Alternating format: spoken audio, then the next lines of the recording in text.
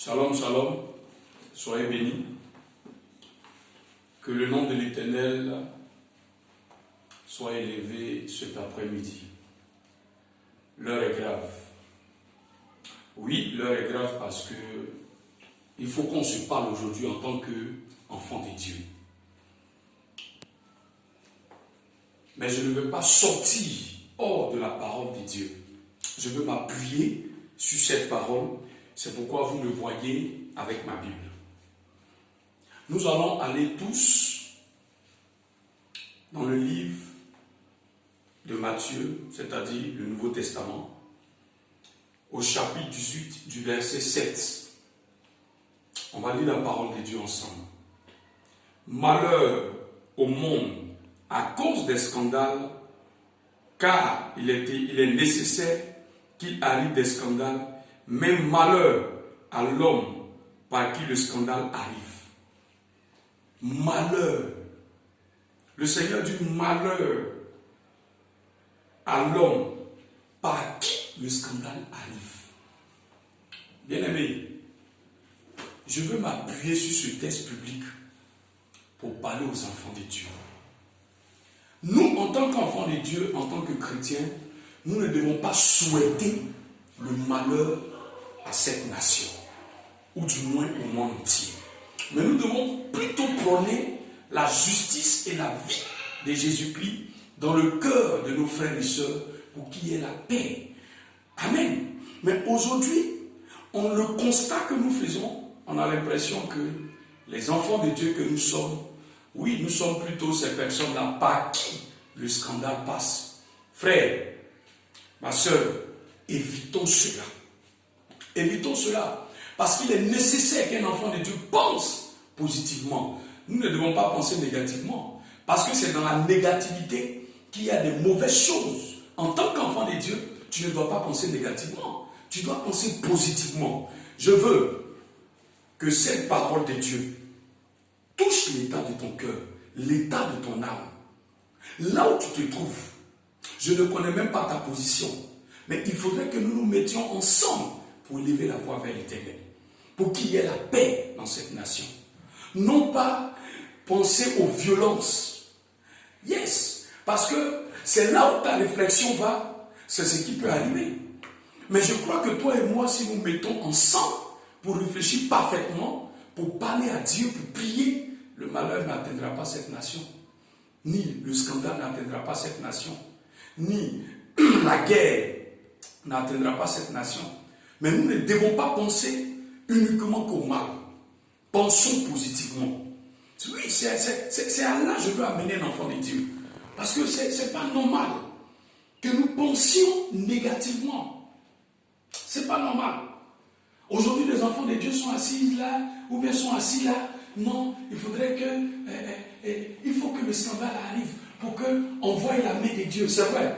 Laisse-moi te dire quelque chose. Il y a eu plusieurs prophéties qui ont été données sur la nation. On dit oui, la Côte d'Ivoire, c'est ceci, c'est cela, c'est là, c'est ceci. Laisse-moi te dire que, en toute chose, il y a ce qu'on appelle la grâce de Dieu. Parce qu'il est arrivé une fois où Jéricho a été maudit par un serviteur de Dieu. Mais par un même serviteur de Dieu, Jéricho, la malédiction a été levée sur Jéricho. Donc laisse-moi te dire, pas que Dieu n'existe pas, pas que Dieu c'est un menteur. Ce que l'Éternel relève, ce que l'Éternel révèle est une réalité. Mais nous voulons nous appuyer sur le fait de quoi? C'est que Dieu, celui qui dit, c'est celui-là aussi qui peut pardonner.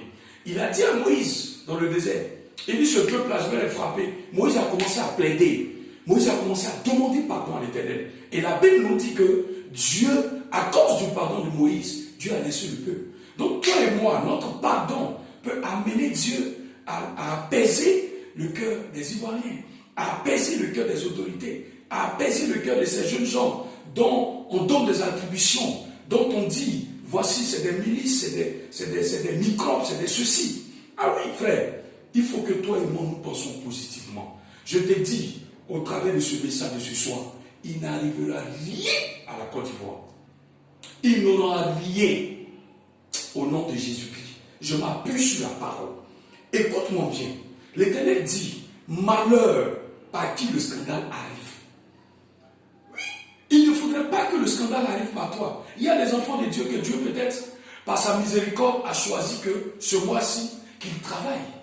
Dieu, par sa miséricorde, a peut-être dit, il y a ma fille quelque part, il y a longtemps, elle cherche du travail, et aujourd'hui, par la pure grâce de l'Éternel, elle a eu ce boulot. Et toi, tu souhaites qu'il y ait le mal.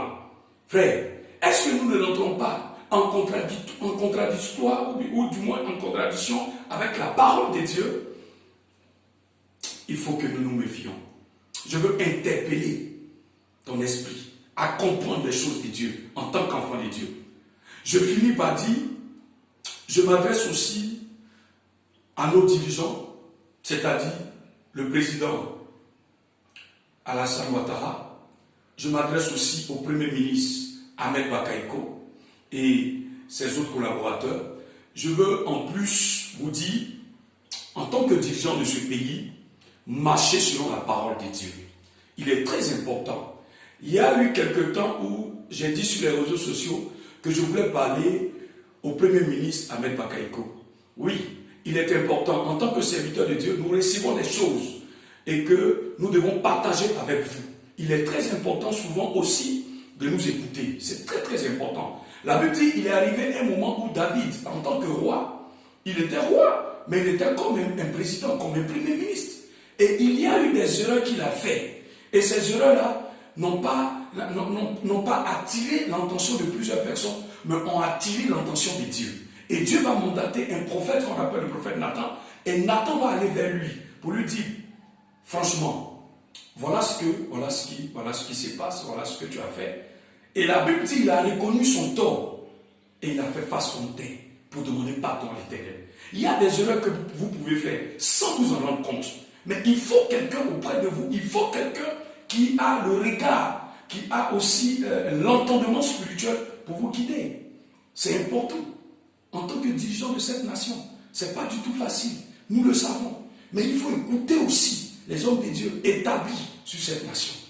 Que le Seigneur vous bénisse. Je passe au passage pour dire à quelqu'un, ne pensons pas négativement, pensons positivement. Car cette nation, je vous le dis et je vous le répète, il n'y aura pas de guerre. Il n'y aura pas de guerre. Et si tu es d'accord avec moi, tu vas dire Amen.